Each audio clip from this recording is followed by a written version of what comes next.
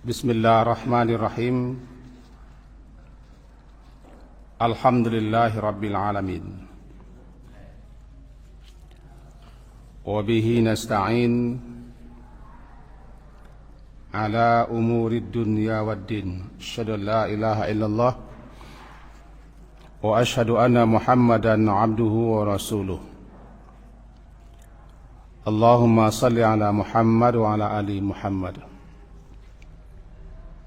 A'udzu billahi minasy syaithanir rajim.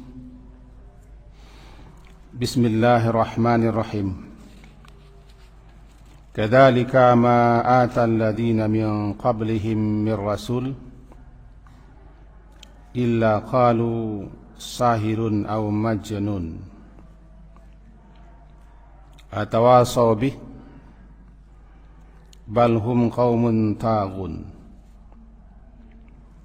Watawalla anhum fama anta bimalum wadzakkir fa inna dzikra tanfa'ul mu'minin wa ma khalaqtul jinna wal insa illa liya'budun. Surat Az-Zariyat, surat yang ke-51 ayat ke-52, halaman 523. Mari kita terjemahkan terlebih dulu sesuai dengan Quran terjemahan. Kadzalika, demikian itulah, ma atal ladzina min qablihim, setiap kali seorang rasul yang datang kepada orang-orang yang sebelum mereka, illa qalu, melainkan mereka berkata sahir, au majnun, dia itu penyihir atau gila, atau asawbih, apakah mereka saling berpesan tentang apa yang dikatakan itu? Balhum qaumun taghun, sebenarnya mereka adalah kaum yang melampaui batas. Mari kita pahami dua ayatku dulu. Kata para ulama, ayat yang ke-52 itu kadzalika, seperti itulah atau seperti demikian itulah, yakni khusus diarahkan mulu-mulunya ke Nabi Muhammad SAW sebagai hiburan, atau bisa saja sebagai bujukan, yakni seperti itulah engkau didustakan, engkau dituduh mereka penyihir, penyair, gila, termasuk tukang bawa ajaran baru. Apa yang beliau sampaikan adalah asatirul awalin, dongeng-dongeng seisuk dulu kala, dan berbagai macam tuduhan-tuduhan, ejekan dan ejekan serta hinaan serta pendustaan. Kadzalika, sebagaimana engkau alami seperti itu pula lah yang telah dialami oleh rasul-rasul terdahulu. Jadi ma atal ladzina min qablihim min rasul, tidaklah datang kepada orang-orang yang sebelum mereka satu rasul pun melainkan mereka berkata sahirun aw majnun.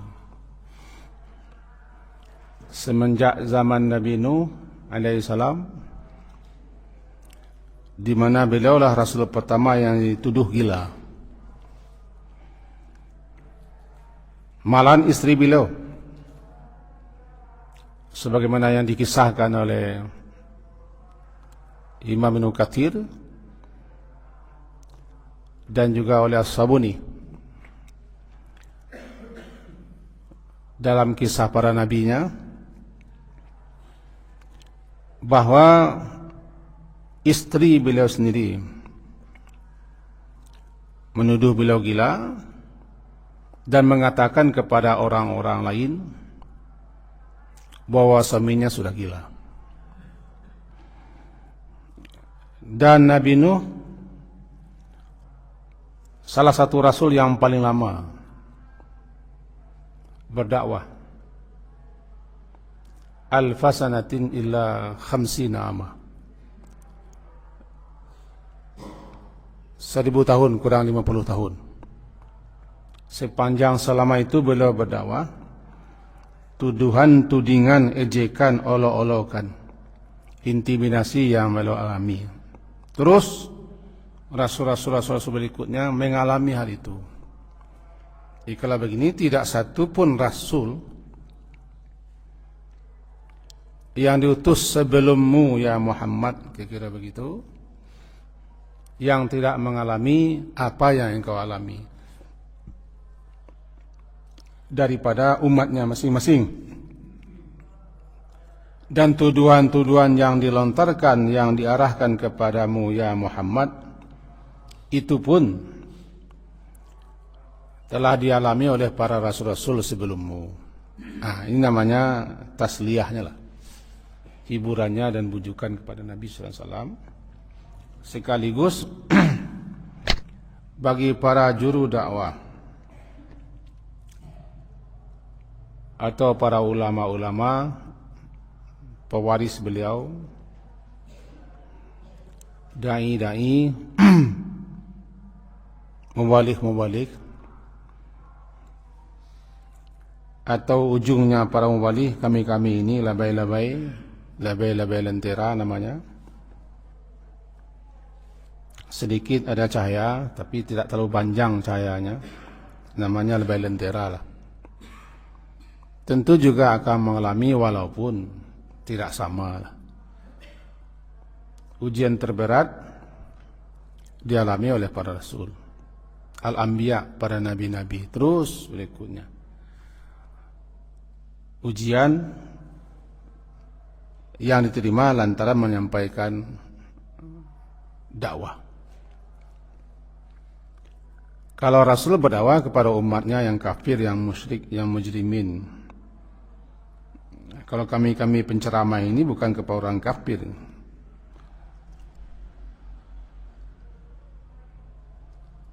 menyampaikan kepada orang muslim juga. Tentu cemoohan tidak berapa, ejekan, cacian, tudingan tidak berapalah. Tetapi ini juga sebagai pelajaran berharga, bahwa tidak satu pun yang menyampaikan pesan-pesan Allah, wahyu Allah, yang tidak dapat tantangan. Cuman masalahnya berbeda, banyak sedikitnya, berat ringannya berbeda. Illa qalu, melainkan mereka berkata sahir. Nah, kenapa Nabi dituduh sahir? Penyihir atau tukang sihir, dan dituduh dengan majnun, gila. Karena ayat yang beliau bacakan ini dituduh dengan sihir, sebab mereka tersihir. Kita baca dan kita pernah dengar daripada guru-guru kita, ayat-ayat Al-Quran bagi orang Arab yang pandai bahasa Arab. Karena setahu saya semenjak sekarang orang Arab itu pandai bahasa Arab, lebih-lebih orang Quraisy. Karena kan bahasa Quraisy yang dipilih dalam bahasa Al-Quran. Tokoh-tokoh mereka, pemimpin-pemimpin mereka ahli sastra.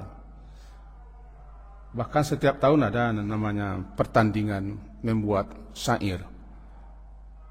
Yang menang syairnya digantungkan di dinding Ka'bah. Jadi mereka itu ketika ayat dibacakan terpana dan terpesona, ternganga juga. Dari susunan bahasanya belum pernah mereka dengar. Seakan mereka tersihir. Sehingga mereka saling mengatakan kepada orang lain, jangan dengarkan Al-Quran itu. Qala alladhina kafaru la tasma'u li hadzal Qur'an walghaw fihi Jangan dengarkan Al-Quran itu. Bila perlu bikin gaduh, bikin heboh lah. Kenapa? Siapapun yang mendengarkan Al-Quran yang dibaca Nabi itu tersihir, terpana. Itu bahasa kitanya ternganga lah, kagum. Tidak ada yang tidak. Bahkan diam-diam tokoh-tokoh itu, tokoh-tokoh masyarakat Quraisy, diam-diam, sembunyi-sembunyi, suka curi-curi dengar Nabi membacakan ayat ini. Curi-curi dengar, mereka terpesona dengan bahasanya itu. Nah, mereka bilanglah ini sihir, karena mereka tidak percaya ini firman Allah. Dituduh gila karena apa yang disampaikan Nabi itu tidak tamakan di kepala mereka lah. Antara lain masa setelah mati, setelah hidup mati, kemudian jasad menjadi tanah, tersimpan di tanah, lama-lama tanah. Lalu kata Muhammad ini ada hidup lagi, dibikin jasad baru. Kemudian ada pula nanti di sana surga neraka dan seterusnya. Waqalu wa idza dalalna fil ardi a inna lafi khalqin jadid bal hum bi liqa'i rabbihim kafirun. Apabila kita lenyap, hancur, hilang, jasad sudah habis, apakah kita akan diciptakan lagi baru? Bahkan dalam surah Yasin, wa daraba lana mathala wa nasya, mereka menunjukkan kepada kami contoh, dan nasya, dan dia lupa. Asal muasal kejadiannya sampai-sampai ada yang membawa tulang-tulang yang sudah rapuh, tulang-tulang kuburan yang sudah lama, dibongkarnya, dibawanya ke hadapan Nabi, lalu dihancur-hancurkannya, dia dihambuangkannya, kata Mayyuhi, siapa yang akan menghidupkan kembali al-izam wahya ramim, yang sudah hancur ini Muhammad. Saking tak percayanya dia. Dijawab, Qul yuhyiha alladhi ansha'a wa lam yara, yang akan menjadikannya lagi, menciptakan lagi, yang menciptakan pertama kali habis. Itu Muhammad gila. Dan berbagai macam tuduhan. Jadi yang bikin mereka heboh tu salah satunya heboh amma yatasaalun anin nabail azim dan seterusnya. Yang mereka hebohkan salah satunya bahwa setelah hidup mati, setelah mati hidup, nanti ada pembalasan. Heboh mereka, di mana ketemu, di mana bersua, di mana berjumpa. Gila Muhammad ini. Nah, tuduhan kepada Nabi Muhammad, penyihir kah, tukang sahir, tukang syair kah, gila kah, atau buat ajaran baru. Nabi Muhammad itu kan tuduh pembuat bid'ah, bid'ah minar rusul. Muhammad ini tukang buat bid'ah saja kerjanya. Dihibur Nabi. Kadalika. Ya memang seperti itulah. Apa yang engkau alami Muhammad, ya memang seperti itu. Tidaklah datang satu rasul pun min rasulin. Satu rasul pun, kata mir rasul, kepada umat terdahulu, min qablihim, sebelum mereka orang Quraisy ini, umat terdahulu datang rasul, illa qalu, melainkan mereka umat-umat sebelum kaum Quraisy ini, ia mengatakan kepada rasul mereka sahir atau majnun. Semenjak dulu, sejak Nuh. At-tawasau bi disiko diterjemahkan apakah mereka saling berpesan tentang apa yang mereka katakan. Dalam penjelasannya, at-tawasau bi ini istifhamnya li ta'jub. Susunan katanya pertanyaan. tawasau. Apakah? Tawasau, saling bernasihat, saling berpesan satu sama lain. Apakah mereka itu saling memesankan satu sama lain? Semenjak umat terdahulu sampai sekarang, kok kompak saja mengatakan sepakat, ijma' pula namanya, mengatakan dan menuduh Rasul-Rasul itu bagaimana begini begitu. Seakan-akan sudah ada suatu konsensus. Tidak satu Rasul pun yang tidak dituduh dengan macam-macam tuduhan. Seakan-akan mereka saling berpesan satu sama lain. At-tawasau. Namanya ta'ajub. Apa ta'ajub? Aneh, heran, tercengang. Istifhamnya li ta'ajub. Sungguh aneh ini. Apakah mereka semenjak zaman dahulu sampai Rasul terakhir sama umat itu semuanya, yang ingkar, yang bangkang, yang neraka, yang menentang, yang angkuh, yang sombong, yang macam-macam, sama lontaran tuduhan itu, seakan-akan mereka saling berpesan satu sama lain. Padahal tidak. Tapi memang begitulah sikap mereka. Untuk itu fasbir ala ma yaqulun. Sabarlah ya Muhammad atas apa yang mereka ucapkan dan apa yang mereka tuduhkan. Berapa kali ayat fasbir. Dan tahanlah. Wala takun ka sahibil hud. Jangan seperti orang yang dimakan oleh ikan, itu Nabi Yunus. Wala takun ka sahibil hud. Atau fasbir kama sabar ulul azmi. Sabarlah sebagaimana sabarnya Rasul-Rasul ulul azmi. Kepada Nabi Muhammad itu katakan, bukan bila tidak sabar, sangat sabar. Cuma begitulah. Kalau beliau saja Allah perintahkan untuk begitu, apalagi kita-kita. Harus sabar, harus tahan menghadapi orang. Ini tidak ada orang yang menyampaikan kebenaran atau dakwah itu yang tak dapat tantangan. Cuman berbedanya tantangannya tak sama. Itu makin tinggi makin tinggi penjatuhan. Makin gadang dan kayu itu makin kareh angin.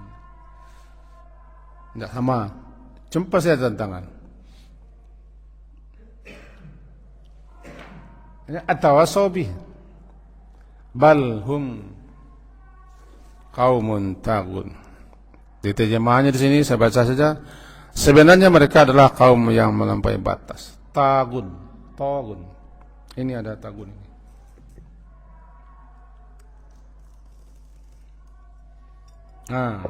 Diisi airnya, sampai ya ke permukaan atau ke tepi cawan galeh, teko. Diisi, melimpah keluar. Terus diisi melimpah. Tagalma, air itu sudah melimpah-limpah, meruah-ruah. Makanya banjir bandang di zaman Nabi Nuh namanya tagalma. Inna lamma tagalma. Ketika air sudah meluap, melimpah kemana-mana, taga.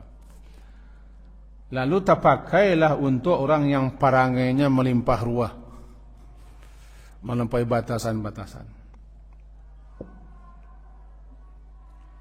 Tidak perangai manusia lagi. Tapi Fir'aun dikatakan takut. Innahu tagha. Wadhab ila fir'auna innahu tagha. Wahai Musa, atau dikatakan idhaba, wahai Musa dan Harun, pergilah kalian berdua, fadhaba ila fir'aun, pergilah kalian berdua kepada Fir'aun, innahu tagha. Ini tagha. Bukan tagha basawak. Tagha basawak mada. Pada tagha itu mada. Tidak. Kelakuannya, perangainya, sikapnya, keangkuhannya, kesombongannya sudah keterlaluan. Puncaknya kekafirannya dan bantahnya sudah melewati batas. Tiba di Fir'aun dia sudah mengaku Tuhan, Tidak orang lagi itu. Ana rabbukumul a'la, itu sudah luar biasa tangga. Maka jadilah orang-orang yang sudah melampaui batas kekufurannya, keingkarannya, kebangkangannya, kedurhakaannya, atau penolakan dan pendustaannya, namanya taghut. Maka juga termasuk tokoh-tokoh pemimpin-pemimpin, termasuk ajaran-ajaran yang sudah menyimpang bertolak belakang, ya namanya taghut, para taghut.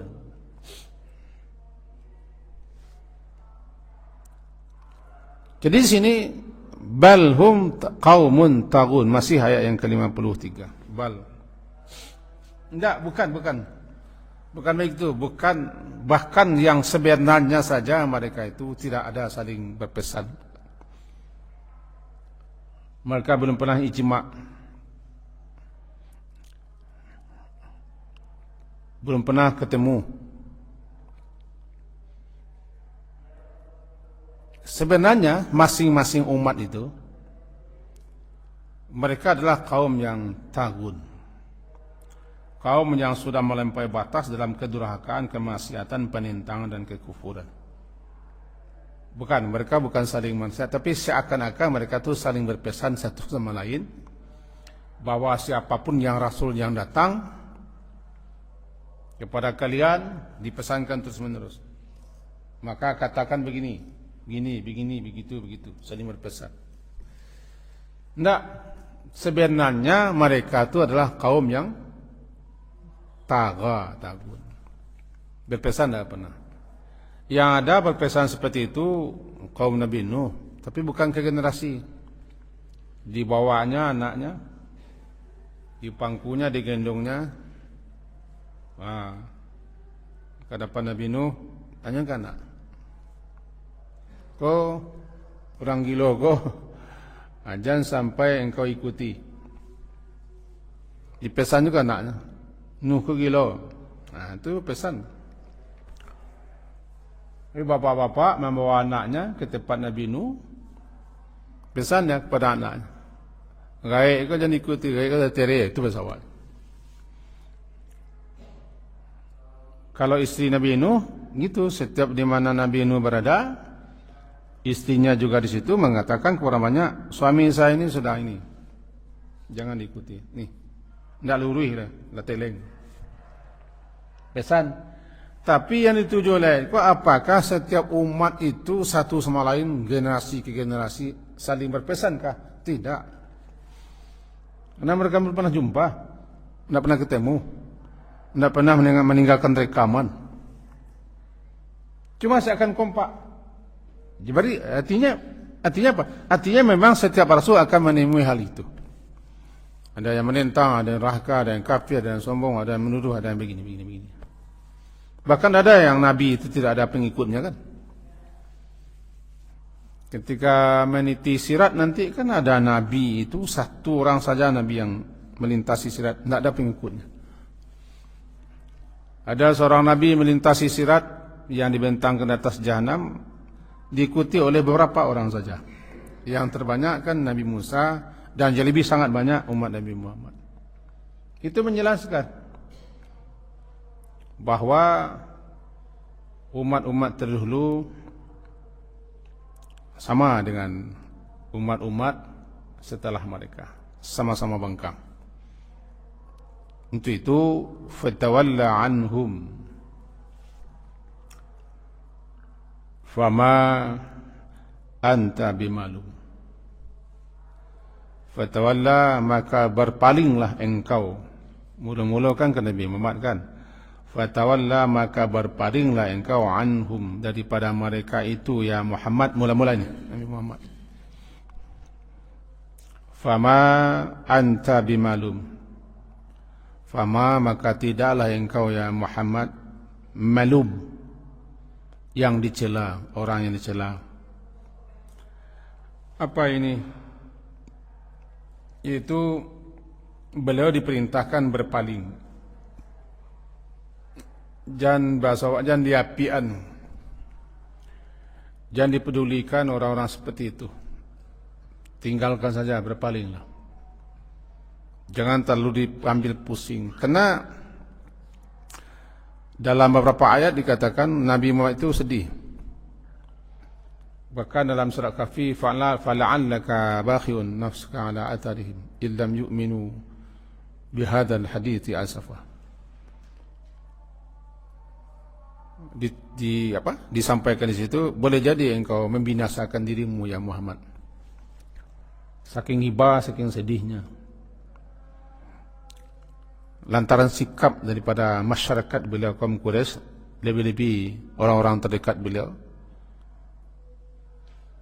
Jangan sampai engkau membinasakan dirimu lantaran mereka tidak percaya, tidak beriman. Saya pernah baca sebuah tulisan. Di situ disebutkan selintas di pikiran Nabi. Sangat sedih, sangat ibu hati. Seakan-akan beliau ingin membinasakan diri beliau. Hal itu Allah tahu. Wallahu a'lam. Ini tulisannya begitu. Kenapa? Orang-orang dekat beliau, paman beliau sendiri, yaitu Pak Dang beliau, Pak Wo. Abu Lahab kan Pak Wo. Itu ante beliau. Si antenya yaitu ketua DW orang Makkah, itu istri Abu Lahab, Ummu Jamil, kan ketua DW-nya. Begitu sikapnya. Menjadi orang pertama yang musuhi Nabi, dan seterusnya lah. Sehingga beliau merasa lalu Allah sampaikan, ya boleh jadi saja engkau bunuh diri, membinasakan diri, atau engkau hempaskan padamu daripada tempat yang tinggi ke tempat rendah, mati. Boleh jadi lantaran mereka tidak percaya. Tapi masalahnya, iman itu bukan masalahmu gitu. Engkau tidak bisa menunjuki imam ahbabta. Engkau tidak bisa menunjuki orang yang engkau suka. Tidak. Masalah petunjuk, masalah hidayah itu tidak masalahmu. Urusanmu sudah selesai. Sampailah. Kalau ada yang mangkang, ada yang berpaling, ada yang menentang, berpaling. Tinggalkan. Jangan diapian. Jangan dipaturi amanah. Berpaling saja. Engkau tidak akan dicela. Karena engkau telah sampaikan, engkau telah berdakwah, apa yang Allah perintahkan kepadamu ya Muhammad, sudah engkau laksanakan. Kalau ada yang mangkang, ada yang durhaka, padahal engkau sudah habis-habisan, fama anta bimadu. Jadi kalau orang sudah berusaha, kita buat contoh ke kita masing-masing. Kalau kita telah berusaha mendidik, mengasuh, mengarahkan, memperhatikan, sudah berbagai macam cara dilakukan, rupanya mangkiang jonyo, fama anta bimalum, engkau tidak dicela karena engkau sudah melaksanakan tugas. Mangkiang mada, tidak bisa dibantu, dah tugasmu kan sudah selesai menyampaikan. Tapi jangan berhenti. Nanti akan ada orang-orang seperti ini. Ininya, wama anta bimalum. Engkau tidak akan dicela. Yang dicela itulah tidak pernah menyampaikan, tidak pernah dakwah, tidak pernah menasihati, tidak pernah mencegah yang mungkar, mengajak kepada yang ma'ruf. Di situ nanti orang alim itu diminta pertanggungjawaban. Orang alim harus menyampaikan ilmunya. Diterima, diterima itu urusan orang. Orang alim sama dengan orang berharta. Orang berharta kalau tidak mengeluarkan hartanya dia dituntut. Orang alim kalau tidak mengajarkan ilmu dia dituntut. Karena orang alim kewajibannya mengajar. Dikasih honor, itu urusan lain. Kewajiban pertamanya menyampaikan. Tidak mau orang belajar dengan dia, lari dia, itu tidak salah dia. Setelah dia mengajar dengan sebaik-baiknya, dengan cara yang bagus, belajar pula nanti teori-teori mengajar segala macam, lari orang, tidak mau orang, ya sudah selesai. Fama anta bimalu, engkau tidak dicela lagi. Kira-kira begitu arahnya. Wadzakir, ini peringatannya, dan zakir, dan berilah peringatan. Fa inna dzikra, karena sesungguhnya peringatan itu tanfa, berguna, bermanfaat, al-mu'minin, kepada orang-orang mukmin. Intinya jangan berhenti memberikan peringatan, karena tugasmu memberi peringatan. Zakir, tetap memberi peringatan dan teruslah memberi peringatan. Jangan berhenti memberi peringatan, karena tugasmu memberi peringatan. Bagi orang mukmin, berguna baginya peringatan itu, bermanfaat. Bagi yang tidak mukmin, itu yang menentang. Kalau zaman kini, jangan berhenti itu, jangan berhenti. Juru dakwah, guru-guru, ustaz-ustaz, ulama-ulama, jangan berhenti bagi peringatan. Karena para ulama kan pewaris Nabi dalam menyampaikan dakwah. Sesuai dengan kemampuan masing-masing, sesuai dengan ilmu masing-masing.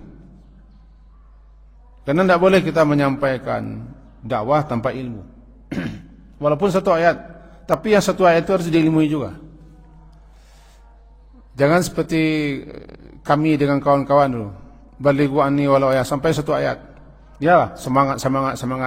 Tapi ayat yang sampai pun tak tahu. Walaupun satu ayat sampaikan, tapi ayat itu harus dikuasai, harus dimengerti, dipahami. Bukan hanya dapat ayat lalu dilapi-lapian ke sana ke sini. Itu semangat kami dulu. Kini ya juga. Disampaikan satu ayat cuma. Apa? Sampaikan. Beri peringatan, beri nasihat. Kan kata-kata yang baik itu sedekah. Menyuruh berbuat baik juga sedekah. Mencegah kemungkaran sedekah. Setiap kita akan disuruh berdakwah, tetapi bukan setiap kita harus mengajar. Saya dulu ditatar oleh buya-buya, kami dulu ditatar buya-buya. Tidak setiap kalian mengajar, tapi setiap kalian harus berdakwah. Yang mengajar itu orang alim. Berdakwah kan mengajak orang. Namanya dakwah, seruan ajakan. Ud'u, serulah, ajaklah. Mengajari orang, menuntun orang, membina orang, itu orang alim, ulama. Jangan terbalik. Jadi kadang-kadang rajin memanggil orang begini, itu langsung pula kita mengajar, memberi fatwa. Belum. Setahu saya belum. Kenapa belum? Ya kita belum alim. Kita bukan faqih, belum menjadi ahli fikih. Belum menjadi ahli hadis atau dan segala macam. Kalau hanya pandai berdakwah saja. Jangan beri fatwa karena tidak bidang kita. Sama lah dengan saya tidak bidang saya berfatwa. Saya ceramah-ceramah saja. Ngaji-ngaji, belajar sampaikan. Karena tidak boleh berhenti memberi peringatan, tidak boleh berhenti berdakwah, tidak boleh berhenti memberi nasihat, tidak boleh berhenti mengajak orang kepada yang ma'ruf, mencegah mungkar sesuai dengan kemampuan masing-masing, kapasitas masing-masing, ilmu masing-masing. Tapi jangan diambil alih wilayah yang tidak wilayah kita. Kan ada kawan yang semangat dakwah, dakwah. Iyalah, berdakwah juga harus berilmu. Baru tobat itu langsung dakwah, sudah itu langsung ahli fikih, tidak mungkin juga. Baru tobat kemudian langsung dakwah, tidak usah. Dakwah kan apa? Pengalaman kita, kenapa kita tobat? Itu dakwah kan? Apa faktor kita masanya sadar sekarang? Nah, itu yang akan didakwahkan, bukannya hadis disyarahkan, bukannya mengaji kitab-kitab mazhab, bukan, tidak sampai ilmu kita. Dakwahkan apa yang kita alami, kan dakwah juga. Ini pengalaman saya ini. Kenapa saya sekarang sadar setelah umur sekian? Dakwahkan itu. Tapi jangan berubah pula ahli dakwah menjadi ulama. Kecuali memang ahli dakwah ini ulama atau ulama yang berdakwah. Intinya jangan berhenti mengasih peringatan. Itu intinya. Nabi Muhammad dikatakan zakir. Terus berperingatan. Jangan berhenti. Peringatan itu bagi orang mukmin berguna. Yang tidak berguna peringatan itu bagi orang yang tidak mukmin. Selagi dia mukmin, benar-benar beriman dia, bukan orang beriman, mukmin pula lagi, mukmin. Sudah menjadi sifatnya kan. Izakir dan berilah peringatan ya Muhammad. Kenapa begitu? Fa inna, ini ilatnya. Ilat karena sesungguhnya peringatan itu tanfa, berguna, berfaedah, bermanfaat bagi orang-orang mukmin. Orang-orang mukmin senang dikasih peringatan, dikasih nasihat, senang dikasih ajaran, senang disampaikan kepadanya ayat-ayat dan hadis-hadis kebenaran. Itu sifat orang mukmin. Apalagi ayat yang dibacakan, wajilatlah qulubuhum, bergetar hati mereka. Nah, kita ambil kesimpulannya nih. Hari sudah mendekati. Intinya ayat yang kita coba pahami pagi hari ini bahwa satu,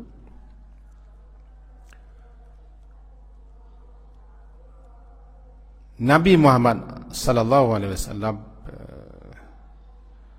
dihibur dan dibujuk karena beliau mengalami cobaan-cobaan dan ujian berat dalam mengajak, menyeru, mendakwahi umatnya, sehingga antara lain beliau menerima berbagai macam tudingan dan tuduhan, cacian dan makian, hinaan,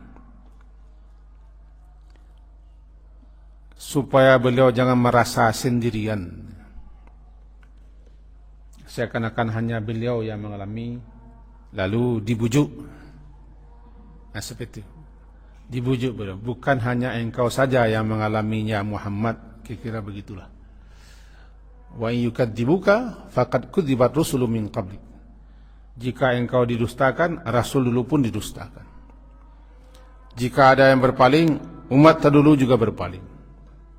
Bahkan nabi-nabi rasul dulu dibunuh. Terkenallah Bani Israel adalah umat yang paling banyak membunuh para nabi-nabinya. Apa dibunuh? Nabi terakhir yang mereka bunuh tidak langsung dibunuh, tidak langsung. Tapi mereka lah yang penyebabnya, ya. Dua orang nabi beranak pinak, Nabi Yahya dan Nabi Zakaria juga dibunuh. Nabi Yahya kan ketika beliau duduk atau ketika salat disembelih. Nabi Zakaria digergaji hidup-hidup. Nabi Isa juga disalib. Kata mereka disalib. Tapi intinya kan bunuh juga ujungnya. Walaupun beliau tidak mati, bunuh juga kan. Aneh. Jadi sampaikan ayat-ayat kepada Nabi Muhammad, ya, supaya beliau tidak merasa sendirian. Kalau bahasa kampung bo, yo mantun awak nan produksi kuah.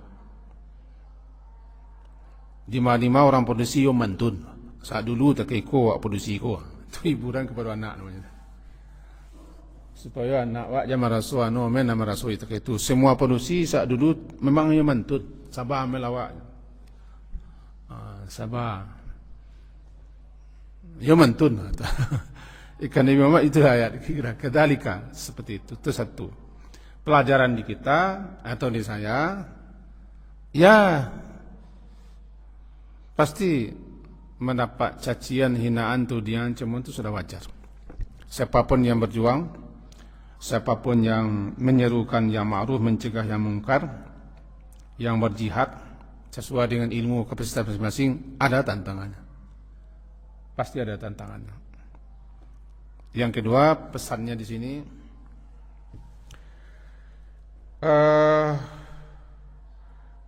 masing-masing umat ada biang keroknya, ada ulet bulunya. Kalau bahasa orang awak, ndak ada lo ambacang kau ndak boleh, adu-adu seuletnya,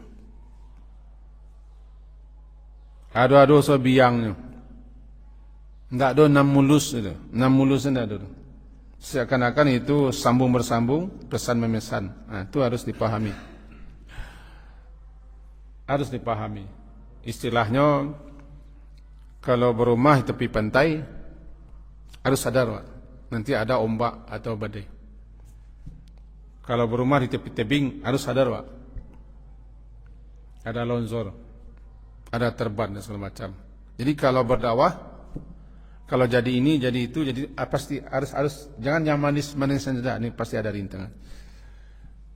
Karena tipe orang yang dakwah itu sama semuanya. Ada yang bangkang, ada yang terahka, ada yang sombong, ada yang angkuh, dan seterusnya.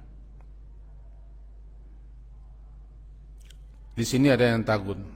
Kesimpulan berikutnya, jangan berhenti. Jangan berhenti menyampaikan kebenaran, mengajak kepada kebenaran, kepada jalan lurus. Teruslah. Zakir. Tinggalkan saja, berpaling saja daripada orang-orang itu. Jangan layani orang seperti itu. Kalau kita sudah sampaikan berkali-kali, makin durhaka, makin bangkang, tinggalkan. Tapi jangan berhenti berdakwah. Sebab kalau sudah berhenti berdakwah, nah, padam pelito, tidak ada cahaya, gelap dunia. Maka juru dakwah, para mubali, para dai, tentu juga lebih-lebih para ulama, tidak boleh berhenti. Berhenti dia berdakwah, ada hidup lampu. Padam lampu toko, kalam negeri. Mereka kusuluh bendang dalam negeri bersamaan. Tidak boleh berhenti, tidak boleh patah semangat, dan tidak boleh alih profesi. Ada yang alih profesi, patah semangat, alih profesi, bisnis ini lah. Kama ilmu berkedudukan bisnis. Itu mengedudukan ilmu. Nanti diminta tanggung jawab. Ulama tidak boleh alih profesi, mencari makan boleh, tapi alih profesi jangan. Carilah makan, carilah hidup, berusahalah seperti Nabi Daud, berusahalah seperti Nabi Zakaria, berusahalah. Tapi jangan berhenti berdakwah, jangan berhenti mengajarkan ilmu. Itu tugas, itu kewajiban. Karena nanti diminta tanggung jawab. Itu jangan alih profesi. Itu zakir itu kan jangan berhenti, teruslah. Atau paimen sadalahnya ke pasar sialulah ya. Sialulah kamagi pengajaran kepada umat. Itu jauh loh. Kena ada lo juru-juru dakwah tidak bersinar, tidak bercahaya. Cuman juru dakwah mudah-mudahan saya ini jangan melampaui wilayah kita. Itu tidak alim di bidang itu, tidak fakih gitu di situ, tidak rasih gitu di situ. Ya jangan masuki, nanti salah fatwa, salah sampai. Saya rasa itu kajian kita pagi kini. Semoga bagi saya, bagi ambo bermanfaat, dan untuk kita semua pun mudah-mudahan bermanfaat apa yang kita sampaikan. Dan diakhiri dengan subhanakallahumma bihamdika asyhadu an la ilaha illa anta astaghfiruka wa atubu ilaik. Wa sallallahu ala Muhammadin wa ala alihi wa ashabihi ajma'in. Alhamdulillah. Assalamualaikum warahmatullahi wabarakatuh.